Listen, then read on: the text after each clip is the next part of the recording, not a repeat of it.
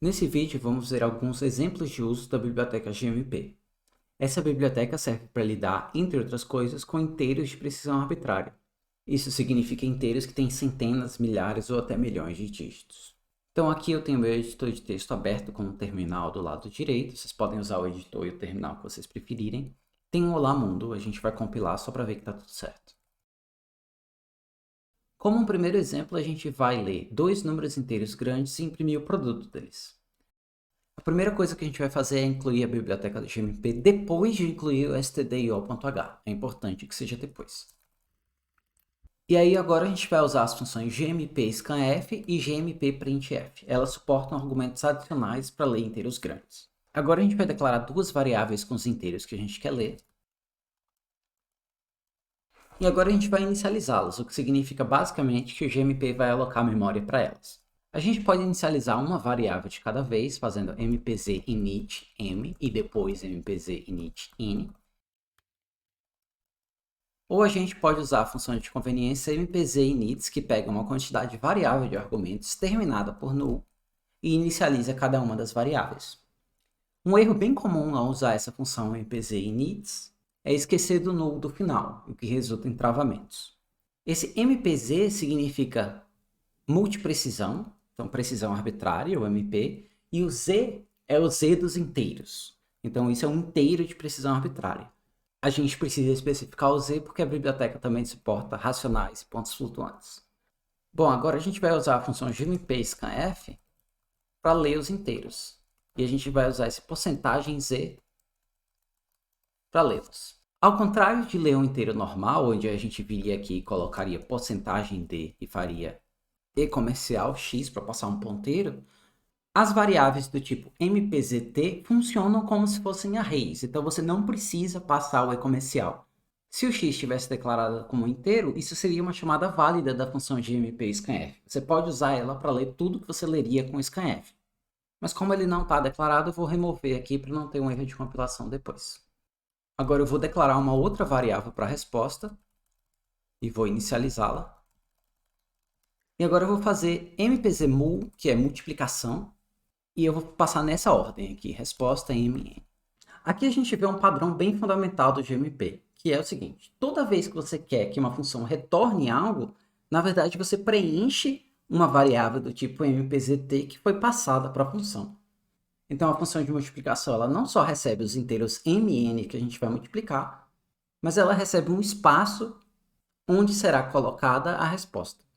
E a ordem dos argumentos é igual à ordem que seria se a gente estivesse lidando com inteiros do C. Em outras palavras, se você escreveria resposta igual a m vezes n, primeiro tem o argumento resposta, depois tem o m, depois tem o n. Então, em geral, nas funções do GMP, primeiro tem os argumentos de saída, entre aspas, onde a função vai colocar as respostas que ela calcula, e depois tem os argumentos de entrada, ou seja, o que a função vai ler. E aí agora a gente pode imprimir a resposta. Finalmente, e isso não é fundamental para o TP, a gente pode liberar a memória que o GMP alocou para essas coisas. Então, do mesmo jeito que tem mpz init e mpz inits para alocar uma e várias variáveis, tem mpz clear e mpz clears para desalocar, para liberar o espaço de uma ou várias variáveis. Lembrando de terminar com null se usar o clears para várias variáveis ao mesmo tempo. Agora a gente vai salvar e compilar, e isso aqui vai dar um erro. E esse erro feio, ele significa que o compilador não achou a biblioteca GMP, por isso a gente tem que passar esse argumento lgmp aqui. Aí agora compila corretamente, eu vou rodar, vou passar dois inteiros grandes. E aí está o produto desses inteiros grandes. Se eu tivesse esquecido o null aqui no clears, por exemplo, a gente teria obtido um erro feio. Então eu recomendo, se tiver um erro feio assim, a primeira coisa é olhar os inits e os clears para ver se está faltando null. Para esse lgmp funcionar, talvez você precise instalar uma biblioteca. Por exemplo, você pode fazer apt install libgmp-dev se você estiver no Debian ou Ubuntu. Se você estiver no Windows, eu não sei muito como ajudar. Eu recomendo procurar o subsistema Windows para Linux para poder usar o compilador que seria usado no Linux num ambiente Windows. Uma outra opção é só compilar usando a própria VPL. Antes de passar para um outro exemplo, vamos tentar declarar uma função multi que multiplica dois inteiros de precisão arbitrária e retorna eles do jeito convencional do C para ver o que pode dar de problema.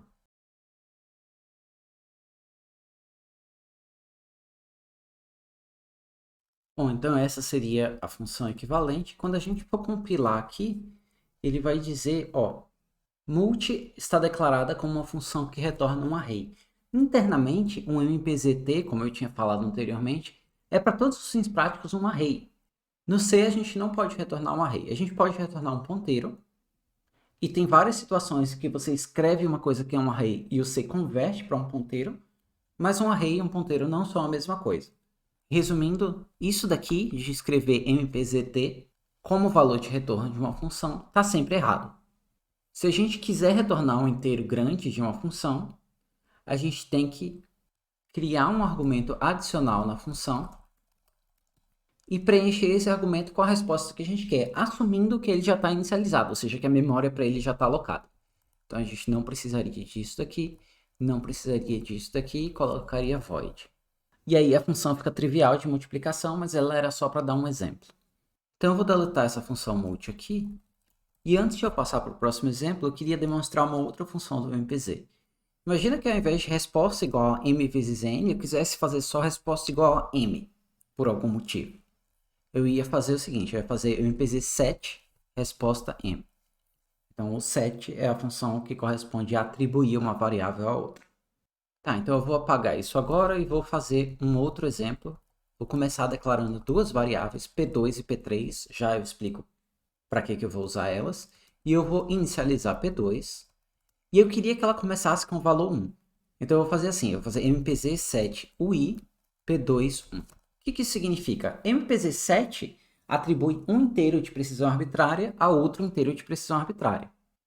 Mas frequentemente é muito conveniente a gente poder passar inteiros do C. Então esse ui significa unsigned int, ou seja, inteiro sem sinal, e quer dizer que alguns dos argumentos da função, frequentemente o último, ao invés de ser um inteiro de precisão arbitrária, é um inteiro do C.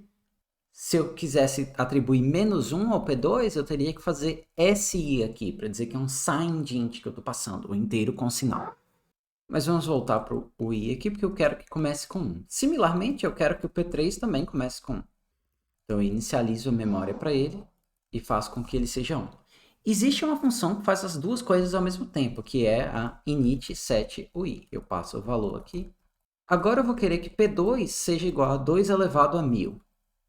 Então, eu vou fazer um for e vou calcular a potência 2 elevado a 1000 do jeito ingênuo. Ou seja, eu vou fazer mpz mul e eu vou fazer que P2 recebe P2 vezes 2. Bom, como o 2 é um inteiro do C, eu tenho que colocar mul ui.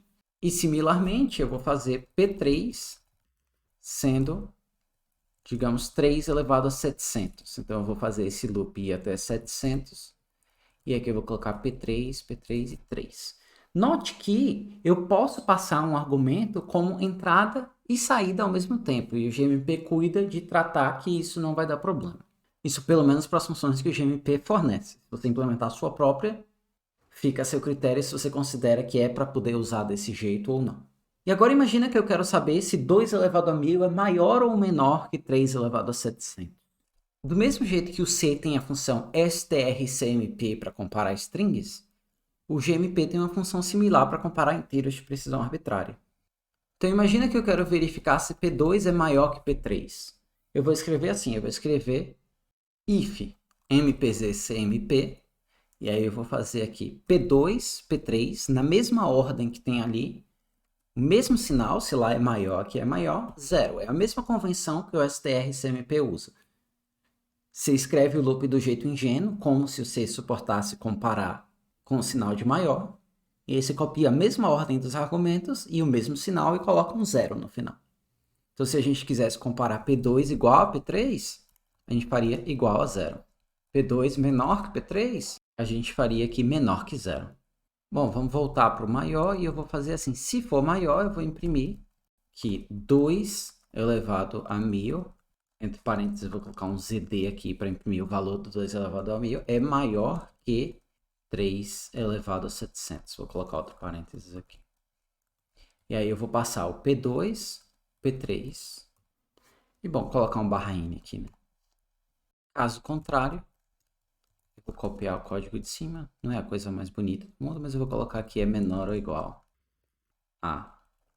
E aí eu vou compilar e rodar. E aí ele disse aqui, ó, deixa eu rolar para cima para a gente ver, que 2 elevado a 1000, que é esse número aqui, é menor ou igual a 3 elevado a 700, que é esse outro número aqui. Então, com isso, a gente viu um exemplo tanto dessa coisa do OI, de passar um inteiro sem sinal, ou do SI, de passar um inteiro com sinal, para funções que esperam inteiros de precisão arbitrária, quanto à função de comparação MPZ-CMP, que é um análogo do STR-CMP.